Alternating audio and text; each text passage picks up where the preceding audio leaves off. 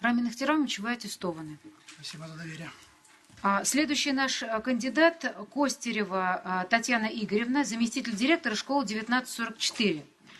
Пока у нас выходит кандидат, у меня вопрос к технической службе. У нас нет счетчика сегодня? Счетчика минут. Спасибо. Пожалуйста, Татьяна Игоревна. Добрый день, уважаемый председатель комиссии, члены аттестационной комиссии. К первой части аттестации вопросов, претензий не имею, готова ответить на ваши вопросы.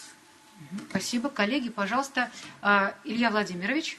Татьяна Игоревна, здравствуйте. В 2016 году вы обучались в Высшей школе экономики по теме содержания методики преподавания курса финансовой грамотности. Вместе с тем вы не принимаете участие в кружковой работе. С чем это связано? Вы знаете, я как раз именно поэтому и закончила эти курсы, для того, чтобы вести кружок финансовой грамотности в начальной школе. Но, к сожалению, так сложились обстоятельства, в этом году не удалось. Стоит в плане обязательно воплотить в следующем году. Спасибо. Спасибо. Константин Сергеевич. Татьяна Игоревна, добрый день. У меня два маленьких вопроса. Скажите, пожалуйста, какое количество учителей прошло независимую диагностику МЦКО и какой процент перехода у вас из дошкольного отделения в первый класс? Да, в дошкольных отделениях воспитатели 100% прошли метапредметную диагностику за 4 класс. Учителя начальной школы практически все прошли. Вот последние у меня 6 человек записаны на 30 марта.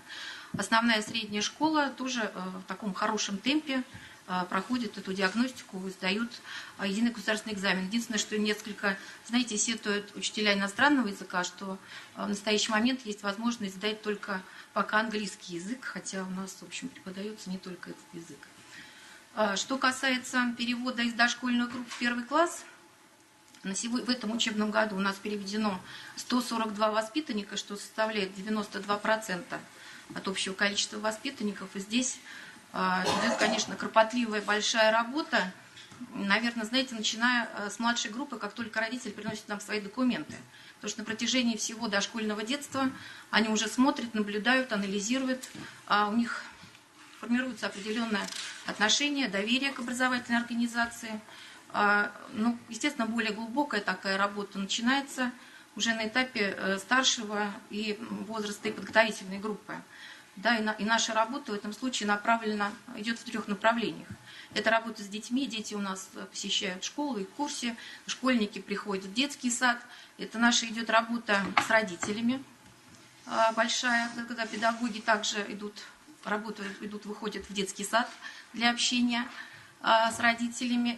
Этому очень способствуют наши клубные дни, когда, в общем, в такой спокойной, неформальной обстановке родители имеют возможность пообщаться с педагогами. И это работа, конечно, с педагогами-дошкольниками, потому что они должны знать, что происходит в школе.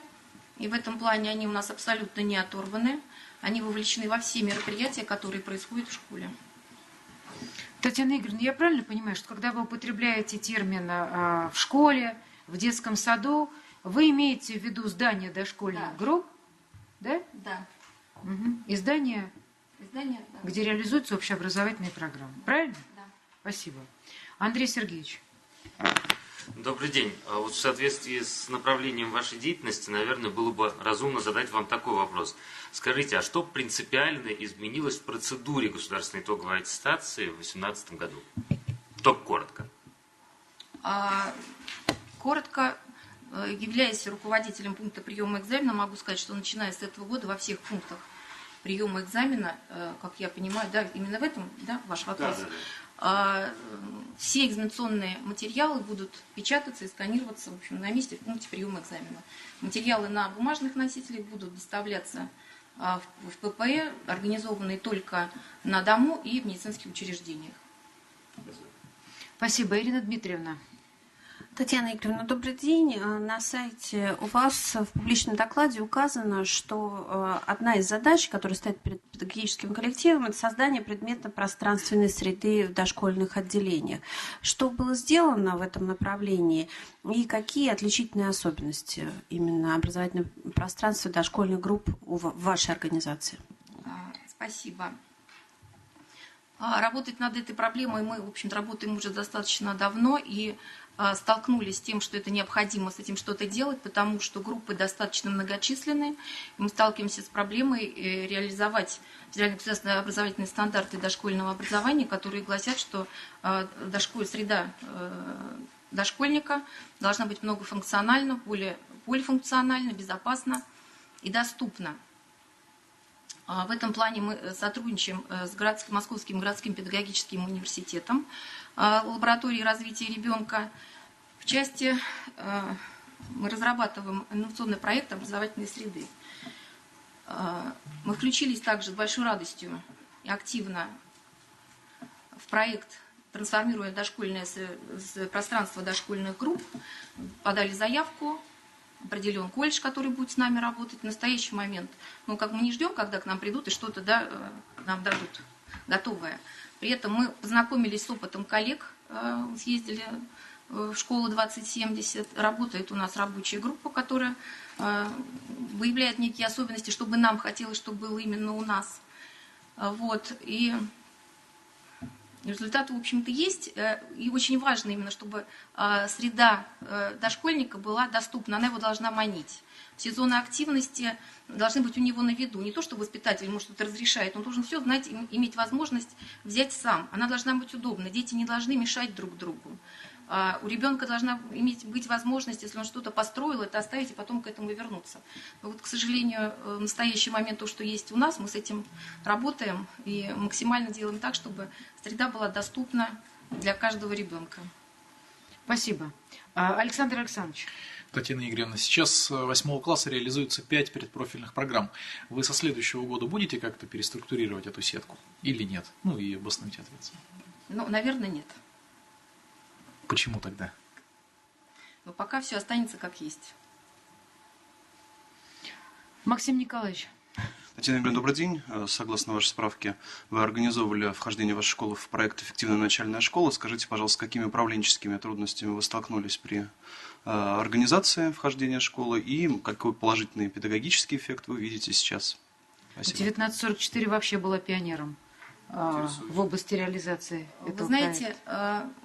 единственное, с чем мы сталкиваемся, с какими трудностями, наверное, это убедить родителей, что не всем детям хороша вот эта интенсивная программа обучения. Что касается достижений, естественно, в этих классах работают самые опытные педагоги, безусловно, прошедшие метапредметную диагностику и достойно прошедшие. И результаты неплохие по диагностике, которую проходила в декабре, которую проводил Московский центр качества образования. Наши ребята показали достаточно хорошие знания, высокий и повышенный уровень знаний.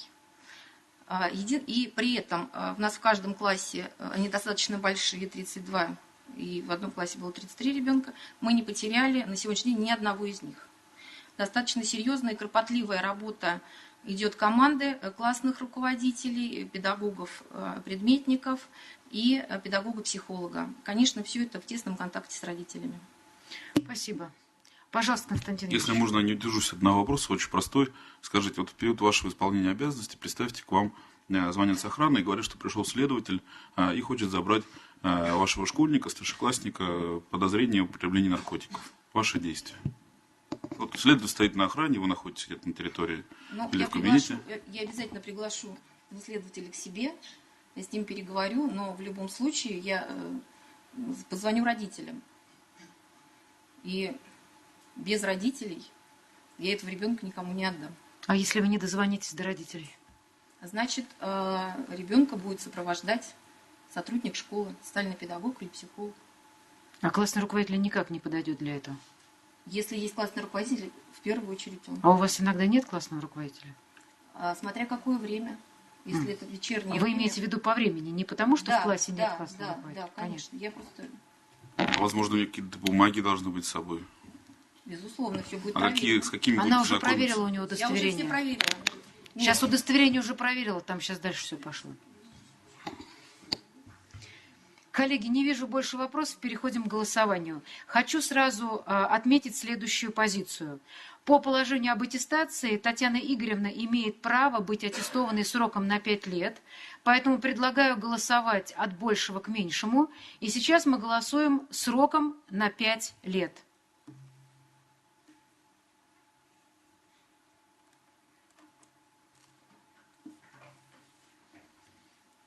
Татьяна Игоревна, вы аттестованы на 5 лет. Спасибо.